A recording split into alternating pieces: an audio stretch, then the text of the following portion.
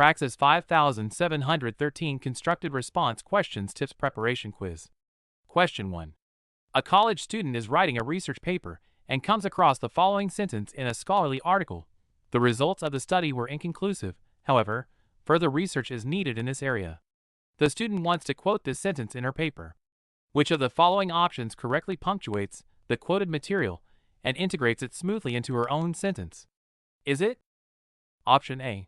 According to the researchers, the results of the study were inconclusive, however, further research is needed in this area. B. The researchers state that the results of the study were inconclusive, however, further research is needed in this area. C. According to the researchers, the results of the study were inconclusive, however, further research is needed in this area. Or D. The researchers state that the results of the study were inconclusive, however, further research is needed in this area. The correct answer is C. The correct answer is C. This question tests the ability to correctly punctuate a direct quote, specifically when it contains a conjunctive adverb like however. The original sentence contains a punctuation error, a comma splice. It incorrectly joins two independent clauses, the results were inconclusive, and further research is needed, with only a comma before however. A conjunctive adverb like however requires a semicolon before it and a comma after it when it joins two independent clauses.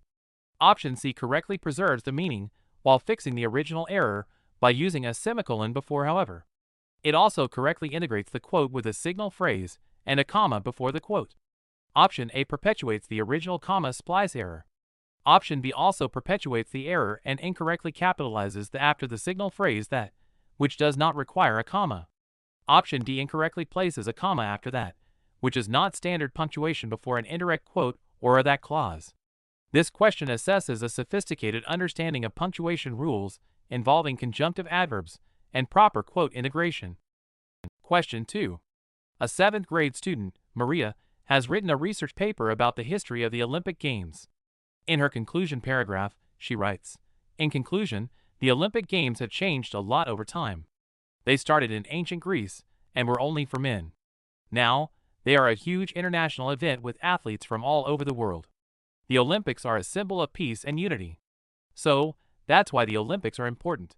Her teacher, Mr. Thompson, wants to help Maria write a more effective conclusion that synthesizes her ideas and leaves the reader with a lasting impression, rather than simply summarizing and ending abruptly. Which of the following prompts would be most effective in guiding Maria to revise her conclusion? Is it Option A. Maria, you need to restate your thesis statement in the conclusion. Go back to your introduction and copy your thesis here, but use different words. B. Maria, your conclusion is a good summary, but it ends too abruptly. A strong conclusion should also look forward or leave the reader with something to think about. Can you add a final sentence that connects the history of the Olympics to their meaning for athletes today, or maybe a thought about their future? C. Maria, you have a grammar error. They started in ancient Greece should be it started in ancient Greece, because Olympic Games is a singular entity. Fix that, and your conclusion will be much stronger. Or D. Maria, your conclusion is fine. It summarizes your main points, which is the purpose of a conclusion. You don't need to change anything. The correct answer is B. The correct answer is B. This question assesses knowledge of the specific characteristics of an effective conclusion paragraph. A strong conclusion does more than just summarize. It synthesizes the main ideas, reflects on their significance, and provides a sense of closure while often leaving the reader with a final thought to ponder. Maria's conclusion is purely summative and ends with a weak, colloquial statement, so that's why. Option B correctly identifies the issue, the abrupt ending, and provides a generative prompt that guides Maria toward a more sophisticated conclusion by asking her to think about broader implications or connections. This scaffolds her revision process without doing the work for her. Option A gives a formulaic instruction that might produce a technically correct but still weak conclusion. Simply restating the thesis is not enough. Synthesis and a lasting impression are key. Option C incorrectly identifies a grammatical error. The Olympic Games is typically treated as a plural noun in American English, e.g., the games are held every 4 years, so they is correct. Even if it were an error, fixing it would not address the structural weakness of the conclusion. Option D is incorrect because it fails to recognize an opportunity for growth and sets a low standard for what constitutes effective writing. This question highlights the importance of teaching the nuanced purposes of different parts of an essay. Remember, we can take your Praxis 5723 exam for you, remotely and undetected, with pass score guaranteed. Message us via the number in the bio. Question 3. A high school student, David, is writing an argumentative essay on the topic of school uniforms. In one body paragraph, he makes the following claim: requiring students to wear uniforms would save families money. He then provides the following supporting sentence: my mom says she spends a lot of money on my clothes for school. Which of the following statements best evaluates the effectiveness of this evidence and suggests a more effective revision? Is it? Option A. The evidence is effective because it comes from a credible source, David's mother, who has direct experience with the cost of school clothes. The paragraph is fine as is. B. The evidence is not effective because it is an anecdote based on a single family's experience, which is not representative or generalizable. A more effective revision would be to cite a study or data showing the average amount families spend on school clothes versus the cost of uniforms, or to compare prices from different stores. C. The evidence is not effective because it is written in first person, my mom. David should change it to third person. One parent reports spending a lot of money on clothes. Or D. The evidence is effective, but it needs a citation. David should add personal communication after the sentence to properly cite his mother as a source. The correct answer is B. The correct answer is B. This question tests understanding of what constitutes strong evidence in academic argumentative writing. Anecdotal evidence, based on a single, personal experience, is generally considered weak support for a broad claim like requiring uniforms would save families money. David's evidence is not generalizable and does not provide the objective, verifiable data needed to convincingly support his argument. Option B correctly identifies this flaw, anecdotal, not representative, and provides a specific, effective suggestion for revision, using research or statistical data. This moves the argument from a personal opinion to a more credible, evidence-based claim. Option A incorrectly validates weak evidence. Option C misidentifies the core problem. The issue is not the grammatical person, but the lack of generalizability. Even in third person, an anecdote remains an anecdote. Option D also misses the point. Citing a personal conversation does not transform an anecdote into strong, objective evidence for a broad claim. This question assesses a key skill in argumentation, evaluating the quality and relevance of evidence. Question 4. A student is writing a persuasive essay arguing that school uniforms should be mandatory. In one paragraph, the student presents an opposing view. Some people argue that uniforms stifle students' individuality and self-expression. The student then writes the next sentence: this is a stupid argument that makes no sense. The teacher wants to help the student address the counterargument more effectively and respectfully. Which of the following revisions best models an effective way to refute a counterargument in academic writing? Is it? Option A. This argument is completely wrong and has no merit whatsoever.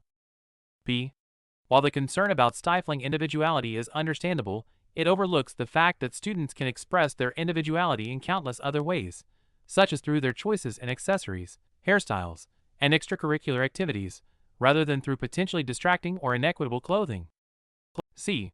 People who say that are just wrong and don't understand the real issues. Or D. The argument about stifling individuality is not a good one, and I will now explain why it is bad. The correct answer is B. The correct answer is B. This question assesses the ability to teach effective argumentation, specifically how to respectfully and logically refute a counterargument. A strong refutation acknowledges the opposing view's validity or reasonableness, then provides a logical counterpoint. Option B does this masterfully. It begins by validating the opposing view. The concern is understandable, which shows respect for the reader and builds credibility. It then provides a specific, logical rebuttal that points out an overlooked aspect, other avenues for self-expression. This is a far more persuasive approach than simply dismissing the opposing view. Options A, C, and D are all examples of weak refutation. They are dismissive, insulting, and lack any substantive logical counterpoint. They would undermine the writer's credibility rather than strengthen their argument. Option B models the sophisticated rhetorical move of concession and refutation. Question 5. A student is writing a descriptive paragraph about a city street. The student writes, "The street was busy. There were many people. There were cars and buses. There were tall buildings. It was noisy." The teacher asks the student to revise the paragraph to create a more vivid and engaging description. Which of the following revised paragraphs best achieves this goal by using specific details and varied sentence structure? Is it? Option A. The street was very busy and crowded with people, cars, buses, and tall buildings. It was also very noisy. B. There were many people on the busy street. There were also many cars and buses. The tall buildings were there too. The noise was loud. C. A river of humanity flowed along the cracked sidewalk, past idling taxis and rumbling buses. Horns blared in a chaotic symphony, a constant backdrop to the jackhammer staccato rhythm echoing from a nearby construction site. Or D. The street was busy because of the people, the cars, the buses, and the buildings. The noise came from all these things. The correct answer is C. The correct answer is C. This question assesses the ability to revise for descriptive power and style. The original paragraph is flat and relies on generic adjectives: busy, noisy, many. Option C is a masterful revision. It replaces generic statements with specific, concrete images: a river of humanity, cracked sidewalk, idling taxis, rumbling buses. It uses figurative language, chaotic symphony, and varied, sophisticated sentence structure to create a vivid and immersive sensory experience for the reader. Options A, B, and D all remain at a generic level, simply rearranging or slightly rephrasing the original bland descriptions. They do not add the specific, sensory details that bring a scene to life. Option C demonstrates true revision that transforms the quality of the writing.